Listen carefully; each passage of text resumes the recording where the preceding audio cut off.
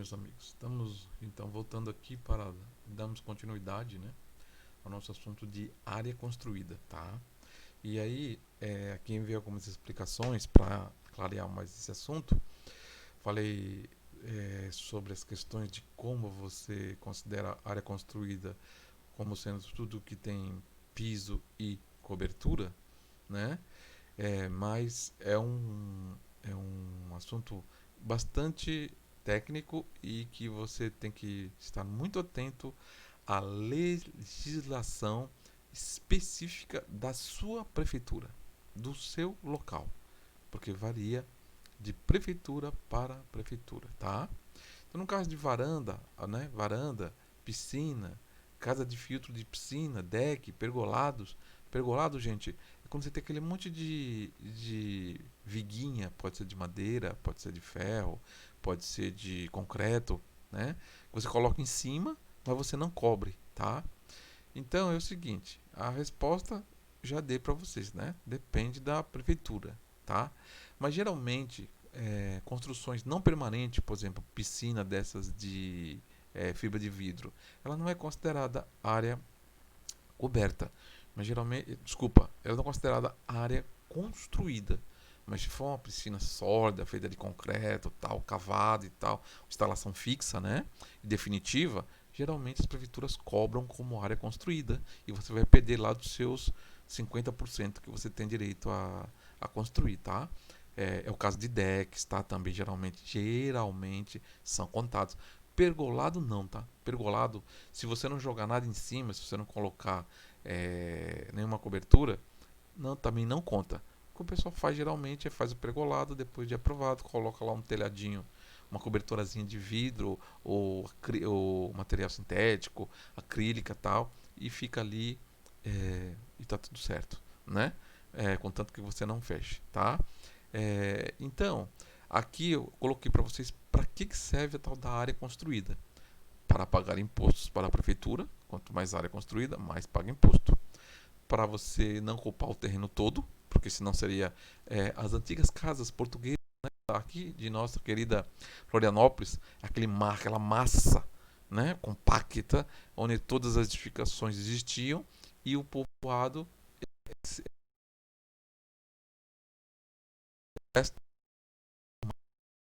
Hoje, se a gente fosse sentido isso, praticamente a gente ia ficar o quê?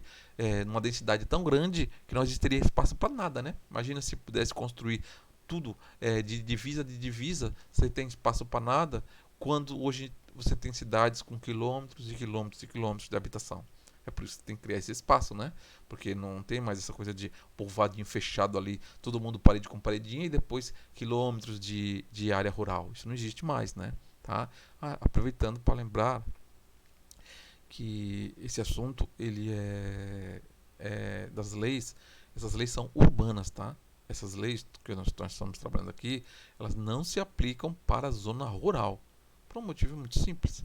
Lá você tem espaço sobrando, você não precisa ficar questionando muita questão de espaço. Lá já entra uma outra questão que aqui também tem na cidade, mas lá é o que mais sobressai, que é a questão ambiental, das leis ambientais. Mas em relação a espaço não, né? Você está no campo, você tem muito espaço, então você não tem tantas restrições em relação a tamanhos, né? A quanto você pode construir ou não, tá, gente? Então aqui também fala a sua proporção na taxa de condomínio, né? Então, o seu famoso fração, né? A sua fração condominial, né? A sua fração ideal, né? Que você tem que pagar lá do seu condomínio ou que lhe pertence, que você recebe quando vende. Para precisar da área construída. Como é que você vai receber por um apartamento se você não tem a área construída dele? O custo da obra, para a gente saber quanto vai custar a obra, né? Porque se eu sabendo quantos metros quadrados tem a obra, eu sei quanto a sua obra mais ou menos vai custar, né? O valor do imóvel, óbvio, né, que nós acabamos de falar, a aprovação do alvará de construção, porque a prefeitura só vai aprovar se estiver dentro das normas que determinam as leis municipais, né? Então tudo isso envolve o quê? A necessidade da área construída, tá, gente? Então vocês vão trabalhar muito com isso na vida de corretor de vocês, tá? É, Então aqui eu vou direto aqui ao ponto, varandas. varandas geralmente são áreas construídas, tá? Quando você tem aqui a cobertura para carro, se ela for uma cobertura definitiva, ou seja, não é aquelas coisinhas de napa, de lona, material sintético, né, que qualquer ventinho leva, então também é considerado área construída, tá? Quiosques e espaços abertos com espaços abertos nas laterais também são considerados áreas construídas, porque tem piso e tem cobertura, tá? Beirais, né? A ponta do beiral, ou seja, aquilo que passa da parede. Se o que passar da parede for até 80 centímetros em algumas prefeituras e em outras 1 metro, como a daqui, como a nossa, de Florianópolis, não é considerado área construída. Aquela ponta que passa da parede para proteger a parede, né, do telhado, que a gente chama de beiral, né? Pode ter o pingador, não é? Então, até 1 metro não é considerado área construída. Solarium, né? A famosa laje, tá? Se essa laje for só aquela laje pelada, sem nada, só a laje ali, nua, tá? Sem nenhum tipo de mureta, sem nenhum tipo de cobertura, não conta como área construída. Se ela tiver aquele guarda-corpo e tiver cobertura, já vai contar como área construída, tá, gente? Isso aí, estou dando assim para vocês o de praxe, mas, de novo, repetindo, tudo isso depende. Quando eu vou trabalhar numa prefeitura que eu não conheço, eu vou lá, leio a legislação daquela prefeitura para saber o que eles permitem e não permitem lá, né? Pergolado, como eu disse, geralmente não é área construída, tá? Aquelas viguinhas de madeira, de concreto ou de aço, tá? Pé direito duplo, geralmente não conta como área construída, só se ele for muito alto, aí conta como área construída. Pé direito duplo, gente, lembra das lojas que tem a sobreloja, né? Então, geralmente aquela sobreloja não é considerado como área construída, tá? Geralmente, tá? O mezanino, quando você tem uma sala muito grande, você tem aquela parte de cima, tal, que você usa ali para fazer um artifício de ter um ambiente mais privado ali, mais íntimo né? na residência. Geralmente não conta como área construída, mas se o pé direito for muito alto, a prefeitura pode sim considerar área construída, tá? Pavimentação com pilares ou pilotis é considerado área construída? Sim. O que é pilotis, gente? É quando você vai num prédio, só que o primeiro andar ele está pelado. Você só vê só os pilarezinhos deles, né? Aqueles pilarezinhos em pé, né? Como se fosse ali os picolézinhos dele, né? Ali de concreto e tudo livre, geralmente para o pessoal botar carro embaixo. Aquilo é chamado piloti. Aí a partir do segundo piso é que os prédios são fechados, tá? A partir do segundo então é fechado e aí são os apartamentos, comércio, o que seja. Mas esse primeiro, que é a garagem, também, que é os pilotis, só tem os pilares, né? Chama piloti, também é considerado área construída, tá, gente? Ok? E agora vamos para outra coisa que vocês trabalharão muito, apartamento, tá? Algumas áreas típicas de apartamento.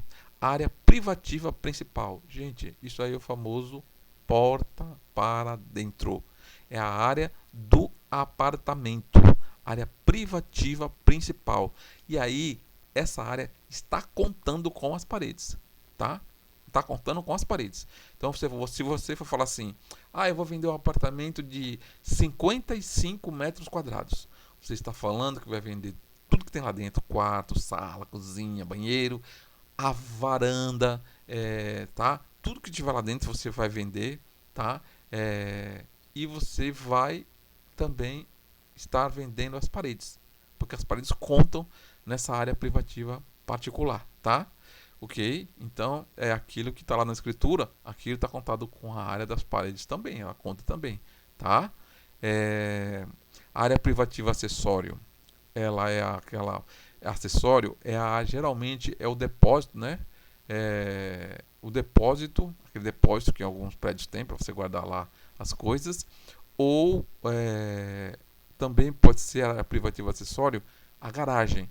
Hoje em dia as garagens são vendidas com escrituras separadas, mas também é considerado uma área privativa acessório, ou seja, que vem a mais, né? Ou seja, você compra, você tem que ganhar a sua vaga de garagem. Às vezes vem com 3, com 2, você pode até vender depois, porque tem escritura separado. Mas ela conta sim como área construída, tá? Área de uso comum, aí são os corredores, são as áreas de acesso. Hoje em dia, né, é muito comum isso, os condomínios viraram embaixo uns verdadeiros clubes. Então, todas aquelas áreas de lazer, que você tem ginástica, que você tem salas de festa, que você tem comércio, enfim, tudo aquilo que tiver lá embaixo, né, cabeleireiro, não sei o que mais, tudo que tiver lá embaixo, tudo aquilo conta como área construída, sim, tá? E cada condômino paga por um pedacinho daquilo ali, ok? Bom, então essas são o que? As especificações de áreas em relação a condomínios, tá? Área principal, privativa principal, que é o próprio apartamento com as paredes, área privada acessória, que é a garagem ou depósito, como você tem, né?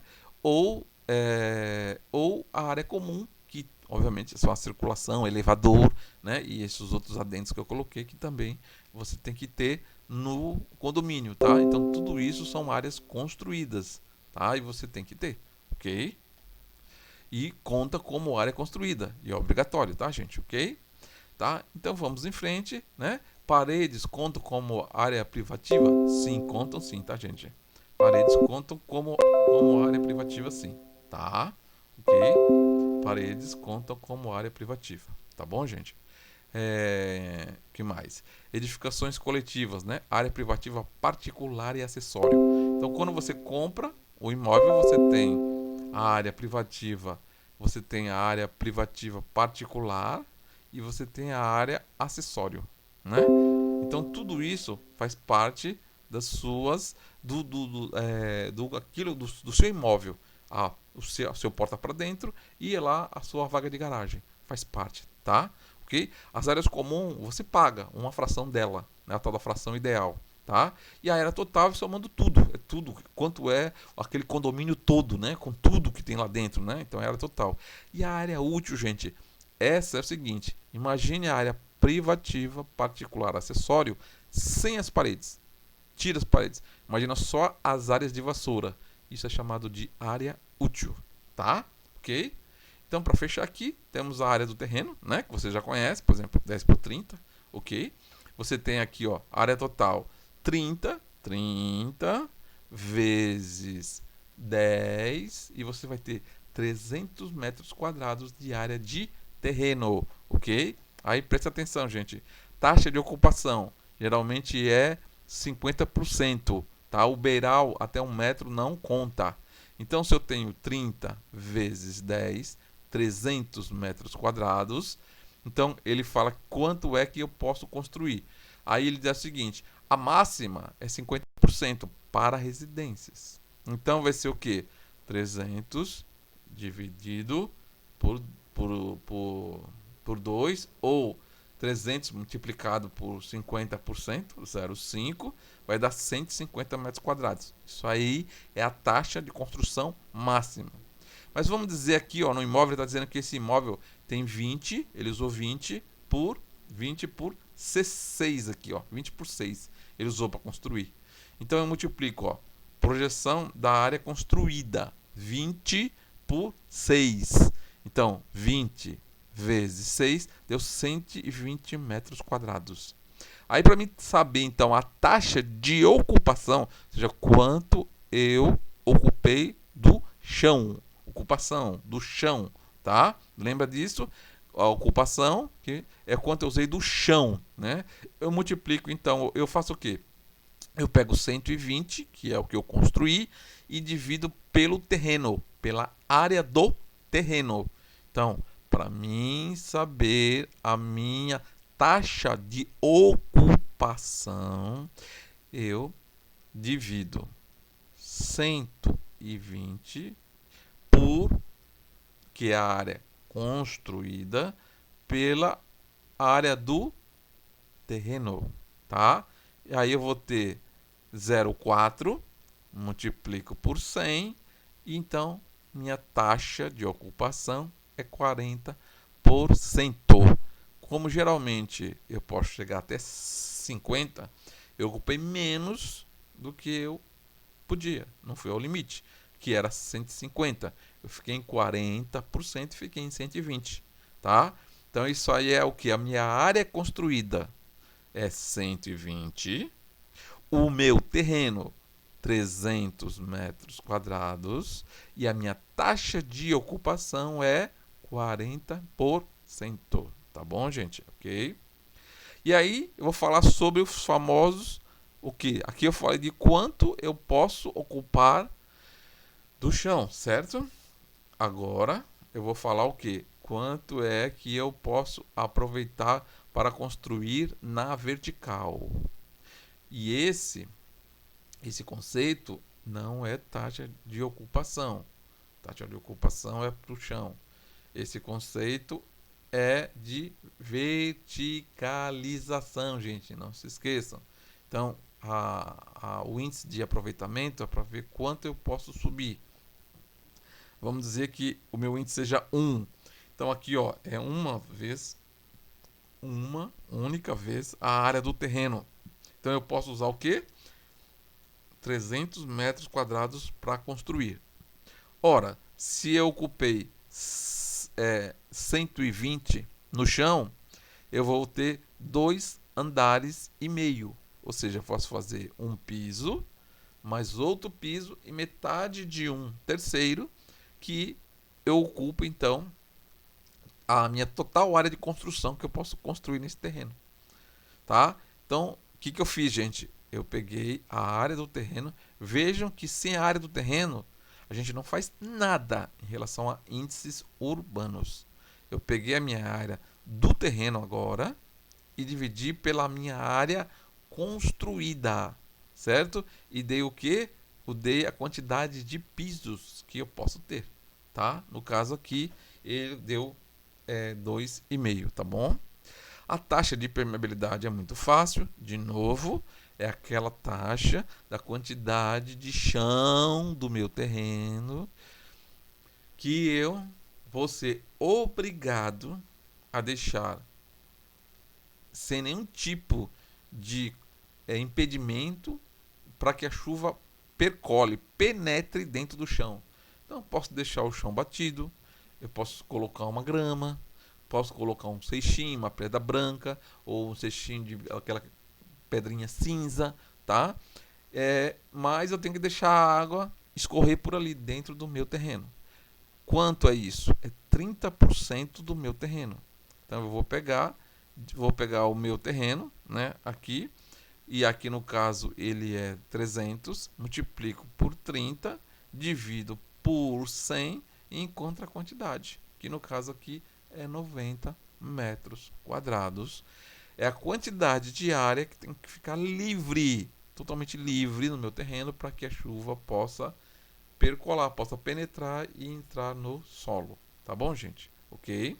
Para fecharmos, então, só vamos falar aqui sobre a tal da fração ideal. O que é a fração ideal? É aquela parte que te cabe do teu prédio, do teu condomínio, tá? Por quê? Porque não é só a sua área privativa e a sua área particular.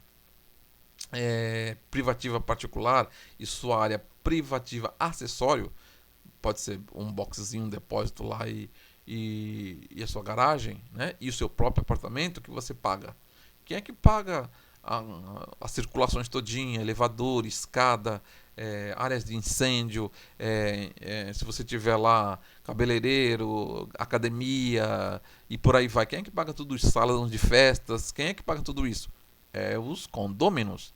Então você tem direito a uma fração daquilo ali, tá? Então, para isso que é chamada fração, né, ideal. Qual é a parte que te cabe, né, daquilo que você comprou, ok? Então aqui o próprio terreno, por exemplo, vamos dizer que o terreno fosse desmembrado, cada um receber uma parte, tem uma fração do terreno que lhe pertence, tá? Então essa é a sua fração ideal, tá?